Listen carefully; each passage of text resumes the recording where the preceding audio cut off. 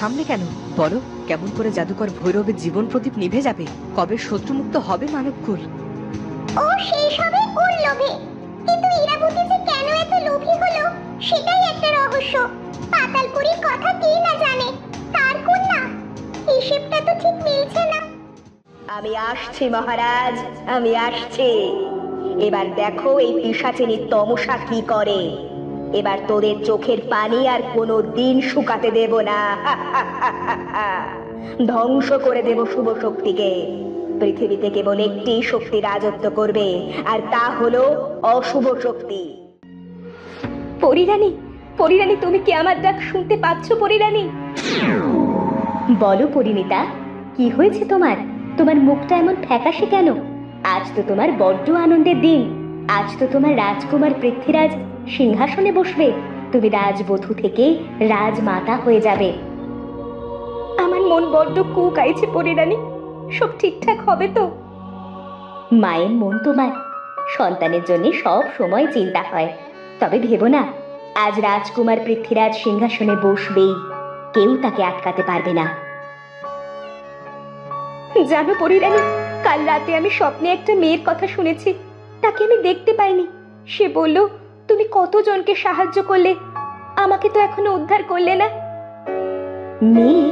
কেই নেই, এমন কোনো মেয়ের কথা তো আমি জানি না। কিন্তু আমার মন বলছে জানো পরিরানী, এটা নিছক কোনো স্বপ্ন নয়। নিশ্চয়ই এর কোনো না কোনো মানে আছে, যা আমাদের দেখার বাইরে। বেশ, তোমার যখন এমনই মনে হচ্ছে, তবে তুমি ভেবো না। আমি কথা দিচ্ছি, আমি তোমাকে সেই মেয়ের খবর নিশ্চয়ই এনে দেব।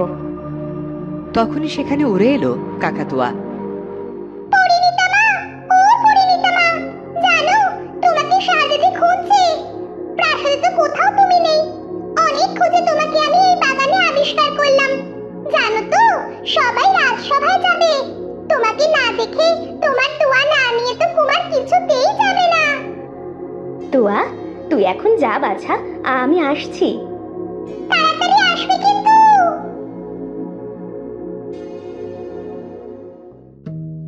কেউ? শাহজাদের পাখি কাকাতুয়া। শুনেছি কাঠুরিয়া বন থেকে ওকে ধরে এনে শাহজাদেকে উপহার দিয়েছিল। কিন্তু ও তো কোনো পাখি নয়। আমি স্পষ্ট দেখলাম, এ যে আরব দেশের রাজকন্যা নয়নতারা। এক মুনিবরের তপের মুখে মানুষের রাজ্য হয়ে যায় পাখির রাজ্য। মুনিবর? শুনেছি মুনিবর তো পুণ্য লোক। তাহলে তার এমন তো, সে তো রাগের ঊর্ধ্বে। সে ছিল এক আনমুখ মুনিবর। কেউ তাকে ভালো চোখে দেখতো না, বরং তার মুখ দেখলেও মানুষের অকল্যাণ হতো। তাহলে তার এমন অভিশাপের কারণ কি? পাখি রাজ্যে কি এখনো সবাই পাখি হয়ে বেঁচে আছে? না পরিণীতা, এক প্রবল ঝড়ে সব পাখিরা সেখানে মারা যায়। শাহজাদী নয়নতারা কোনো এক শিকারীর ফাঁদে আটকে এখানে চলে আসে। তাহলে তাহলে আমরা এখন কি করব? কেমন করে উদ্ধার করব তাকে? সে যে আমার কাছে সাহায্য প্রার্থনা করেছে। পরিণীতা, তুমি প্রাসাদে যাও। আমি তোমাকে বলে দিব কি করতে হবে আর কখন করতে হবে। আর হ্যাঁ, তোমার সন্দেহ একদম ঠিক। রাজ্যের বিপদ। তুমি দ্রুত যাও আর কুমারকে সিংহাসনে বসানোর আয়োজন করো। কি বিপদ পরিরানী, বলে যাও। সঠিক সময়ে সব জানতে পারবে। চলি।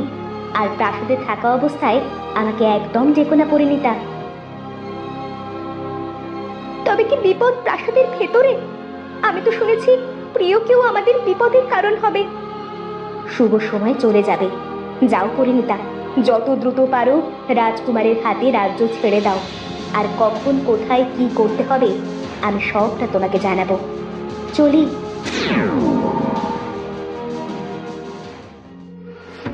পরিণীতা মনের মধ্যে এক রাশ প্রশ্ন, হতাশার ভয় নিয়ে প্রাসাদে প্রবেশ করলো। মা, আমাকে দোয়া করে দাও, আমি যেন আমার দায়িত্ব যথাযথভাবে পালন করতে পারি।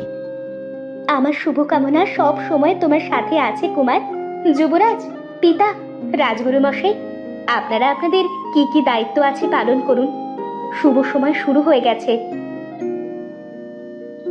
পরিণীতা, কি হয়েছে তোমার? তোমাকে তো ঠিক লাগছে না।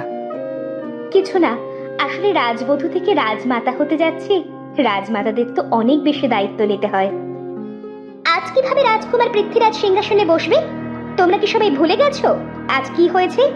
এই অসময়ে নদীতে বান জেগেছে, মাটি ফেটে গেছে। আমরা তো আর ঘাসে মুখ দিয়ে চলি না। কার অশুভ পা রাজ্যে পড়েছে তা বেশ বুঝতে পারছি। কুমার, তোমরা রাজসভাতে যাও। আর ইরাবতী, তুমি সম্মান দিয়ে কথা বলো আর নিজের ভদ্রতা বজায় রাখো। আমার শিক্ষা কাউকে ছোট করা নয়। তুমিও বদলে গেলে পরিণীতা মা। নিজের কুমার আর রাজবধূকে পেয়ে গেছো বলে এক তুড়িতে আমাকে পর করে দিলে। এক পাখির বাসায় তার ছোট ছোট 10টি ছানা থাকলেও মা পাখির কাছে তা কখনো বেশি মনে হয় না। আর কেউ আপন কেউ পর হয় না। নিজের আচরণে পরিবর্তন নিয়ে এসো ইরাবতী। নিজের মাকে তো কখনো চোখেই দেখিনি। আমি কেমন করে জানবো যে তুমিও নিজের পুত্র আর পুত্রবধূর জন্য আমাকে কোল থেকে সরিয়ে দেবে? তুমি আসলে আমার মা হওয়ার অভিনয় করেছো এতদিন। ইরাবতী। রাজমাতা, আপনি ওর আচরণে অবাক হবেন না। সে এমনই। সে লুকিয়ে বনে জাদুকরের সাথে দেখা করতে যায়। আসলে সে নিজের স্বার্থ ছাড়া আর কিছুই বোঝে না।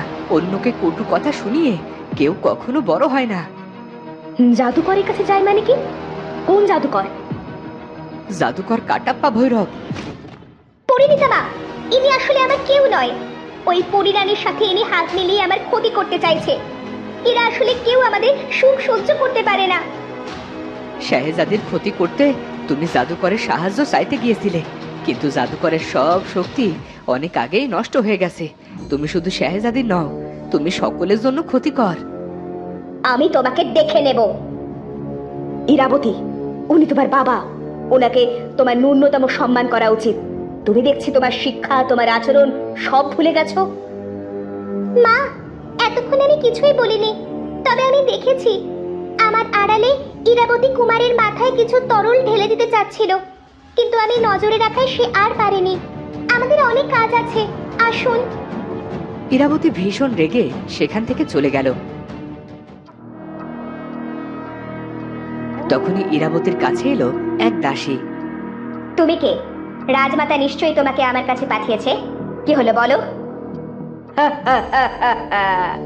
আমি আপনার দাসী ইরাবতী। আমি তমসা। আমার কোনো দাসীর প্রয়োজন নেই, তুমি যাও। আমাকে একদম বিরক্ত করবে না। তাহলে কি চলেই যাব? কিন্তু আমি গেলে যে তোমার সব প্রতিশোধ অসমাপ্ত থেকে যাবে। তুমি কে? তোমাকে কি আমার কাছে জাদুকর কাটাপ্পা ভৈরব পাঠিয়েছে? কোথায় আছে জাদুকর? আহ, তুমি বড্ড বেশি প্রশ্ন করো। আমি পিশাচিনী তমসা। জাদুকর ওই শাহজাদিকে তার কাছে নিয়ে যাওয়ার জন্যে আমাকে তার সমস্ত শক্তি দিয়ে নিজে পাথর হয়ে গেছে। যদি শাহজাদিকে ধরে তার কাছে নিয়ে যাওয়া হয় আর তার শক্তি পুনরায় ফেরত দেওয়া হয়, তবেই সে আবার আগের মতো হয়ে যাবে। জাদুকর কাটাপ্পা ভৈরবের মতো প্রতিশোধ পরায়ণ আর কেউ হতে পারে না। নিজের জীবন বাজি ধরতে পারে কয়জন? একবার যখন দুই শক্তি একসাথে হয়েছে, তখন আমি জাদুকরকে আর কোনো শক্তি ফেরত দেব না। আমি তমসা, আমি অশুভ শক্তির রানী। এবার জয় হবে আমার। ওদিকে ঈশান আর কাকাতুয়ার মধ্যে ভালো বন্ধুত্ব হয়ে গেছে। কাকাতুয়া, আমরা কি ঠিক পথে এগোচ্ছি? জাদুকর কাটাপ্পা ভৈরব কোথায় চলে গেল বলো তো? ঈশান, জাদুকর তার লোভে ফাঁদে পা দিয়েছে। পিশাচিনী আর কখনো ওকে উদ্ধার করবে না। জাদুকর চিরবিদায় নিয়েছে। জাদুকর তার পাপের শাস্তি পেয়ে গেছে। এবার আমাদের নিজ গৃহে ফিরে যাওয়া উচিত। সে কি করে যাবে? এখনো অনেক পথ বাকি। পিশাচিনীর হাত থেকে নিজের বন্ধু, বোন শাহজাদি আর পুরো মানবকুলকে বাঁচাও। রাজার পাশে তোমাকে প্রয়োজন। প্রয়োজন ফুরালে আবার না হয় ফিরে যেও। আমি তোমার কথা মনে রাখবো। সত্যি, তুমি বুদ্ধিমতী। ওদিকে কাঠুরিয়া তার মেয়ে ইরাবতীর কথায় বড্ড কষ্ট পেয়েছে। নিজের মেয়ের কাছে যেন কখনো কোনো পিতাকে অপমানিত হতে না হয়। এখানে আর নয়, আজই আমি এখান থেকে চলে যাব আমার রাজ্যে।